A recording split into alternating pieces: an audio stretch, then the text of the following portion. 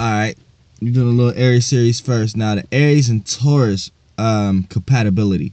Now, Aries and Taurus compatibility, now, the two gonna see things a little different, right? Now, where Aries may feel that they're doing something that contribute, the Taurus may not necessarily feel like that's a contribution, and vice versa. So right here we have a little fire and earth type of thing that creates a volcano. It creates lava. It creates melting. See, when things melt, it has to have fire and an earth perspective to it. You know what I'm saying? It doesn't necessarily just like ice. Ice is like a Scorpio. You know what I'm saying? But when it gets heated, the ice melts. You know what I'm saying? So that's the opposite to Taurus. So in Taurus, what you have is you have something that can either melt, burn, or stain. And something that's stained can be scarred for forever. Something that melts can be great because you can see other aspects within each other.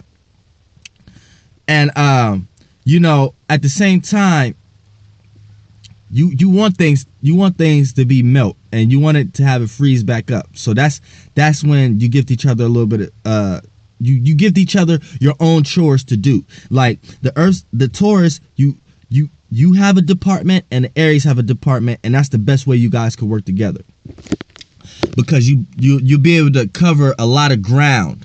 That's just like a fire on the street. The fire sitting in one spot ain't doing anything.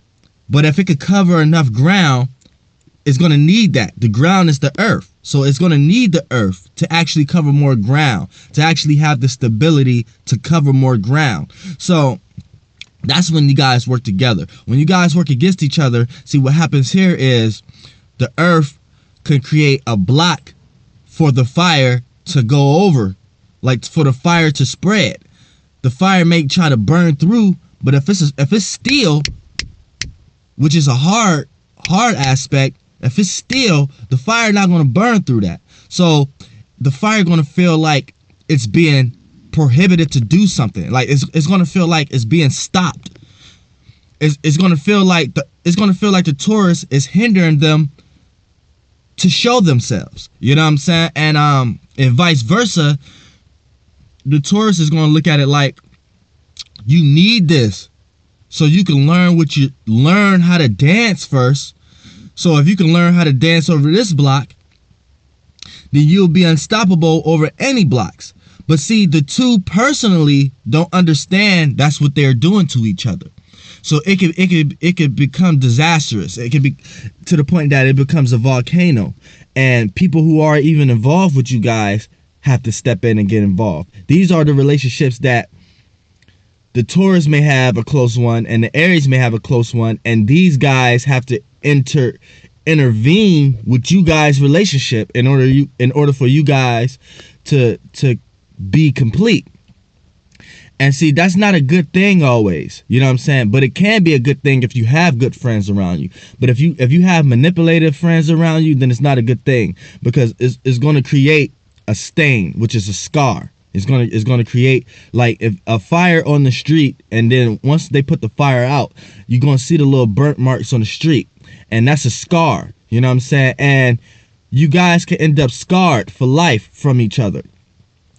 The earth sign can say something very detrimental to the fire sign that'll make the fire sign bring the fire sign down to reality. And when that fire is trying to explode everywhere and brings it back to earth and gets stomped out, that's what can happen. And it can hurt an Aries pride.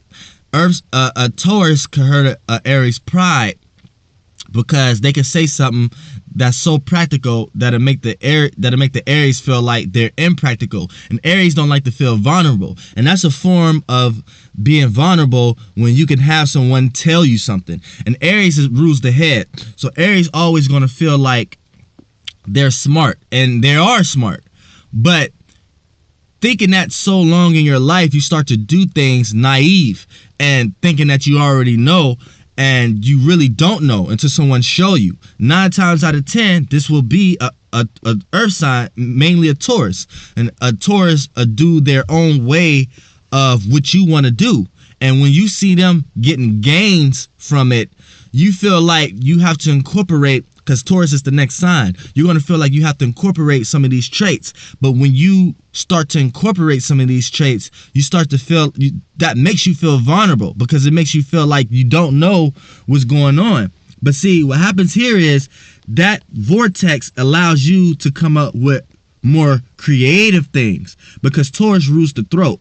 So they're actually going to be better at practically thinking about going for something. They have the know-how how to go for it.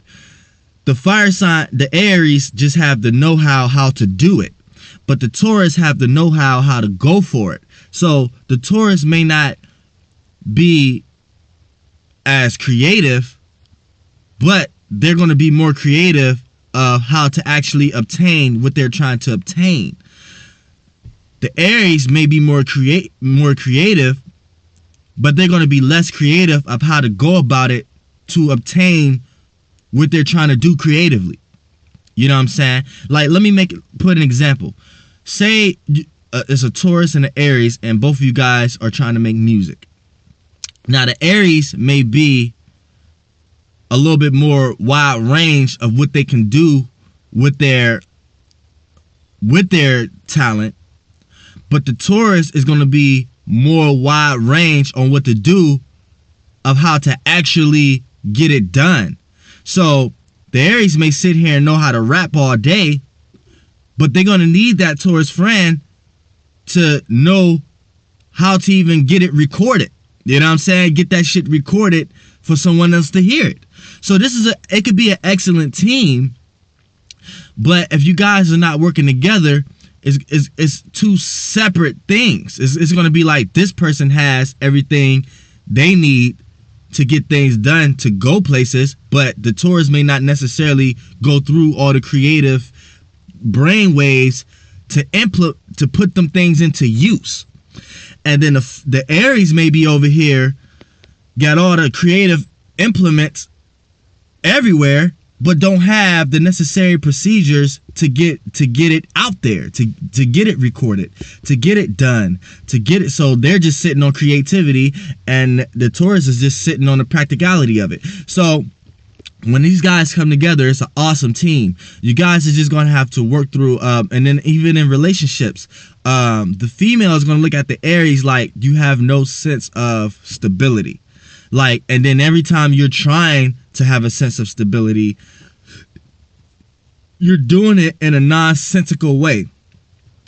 So when the Taurus trying to kick a little common sense to the Aries is gonna oppose it, because they're gonna feel like what they're doing is the right way. Like I said, it rules the head. So they're gonna feel like all the thought processes that they came up with is right. And if they didn't work, then I don't need your advice. I need to just sit back and let me sit back and watch. I don't want to hear you tell me. I just want to see and let me take it in myself. So Aries will rather be wrong and know that they're wrong, and just for the sake of you telling them, you know what I'm saying? Because you can tell the Taurus will tell the Aries something, and the Aries know the Taurus right, but for the sake of our argument and to not to feel vulnerable, the Aries is still going to stand. So Aries is a lot more stubborn than Taurus, but Taurus is a fixed sign, and they're stubborn when it comes to day-to-day life. Aries is stubborn when it comes to someone trying to give them advice, but Aries is willing to change things because it's a cardinal. Taurus don't like to change things. They like things the way they are, and when they see change come, they look at it as an instability. They look at it like whatever you're doing or whatever you're trying to change, we shouldn't even be doing that right now unless we have it fully thought out. And here's where the relationship becomes a clash, because where Aries may have an idea that we should start doing this, the Taurus is not going to want to actually go through with that. You know what I'm saying? And they're going to actually want to continue doing what they do until they see something working. See, the Aries Taurus have the pleasure of sitting back witnessing the Aries fail. You know what I'm saying? To be like, okay, I told you so. But so they have to. But what happens here is when something that the Aries do does work, then that's when the Taurus will jump on the bandwagon. But it's not going to work the same way that it worked for the Aries because it wasn't initially the first one to do it. Taurus wasn't initially the first one to do it. So it's not going to work as good as it worked for the Aries. You know what I'm saying? So, but and vice versa, Aries have the pleasure of sitting back, seeing the Taurus be stagnant. You know what I'm saying? Like, okay, like the Aries gonna look at it like, okay, Taurus, you got this, you got that, but you're not doing nothing with it. Yeah, you got the studio, but you're not doing nothing with it. Yeah, you got the job, but you're not doing nothing with your money. You're saving all your money. Yeah, you got the girl, but you're not necessarily showing her off or showing other people that this is your relationship or whatever like that. So that's how it goes down. And when these two get together, as far as a relationship, that trickles down into every little piece of the relationship. When the Taurus wants something good to eat, the Aries is going to want to oppose that and be like, I don't like that food. When the Taurus may not care if you like it or not, they just want to enjoy that pleasure. And then the Aries is going to look at that like, well, damn, you don't even care about my opinion, and going to try to oppose its own thoughts on the Taurus. And that could become a tit for tat type of thing. So, but see, a lot of times these be good matches because a lot of times the Aries has a lot of planets in Taurus and vice versa. The Taurus be having a lot of planets in Aries. So down the line, this what keeps them together. You know what I'm saying? Like a lot of Tauruses have Mercury's in Aries. You know what I'm saying? A lot of Aries have Mercury's in Taurus. You know what I'm saying? So sometimes and Venus. You know what I'm saying? So and see, Taurus is ruled by Venus, and Aries is ruled by Mars. The same way as Libra is ruled by Venus, which is the opposite of Aries, and Scorpio is ruled by Mars, which is the opposite of Taurus. So you see how these alignments kind of match up with each other. So that comes into play, and everything I just explained is basically a Mars and Venus aspect and relationship that they have with each other. You know what I'm saying? And if you can create a harmonious relationship with those aspects being there, then it's good. You guys will be able to work together and cover a lot of ground. But if it's a harsh aspect with each other, then it's just going to create a volcano and slowly erupt and slowly scar each other for life. So that's that. You know what I'm saying? Flight boss, bitch.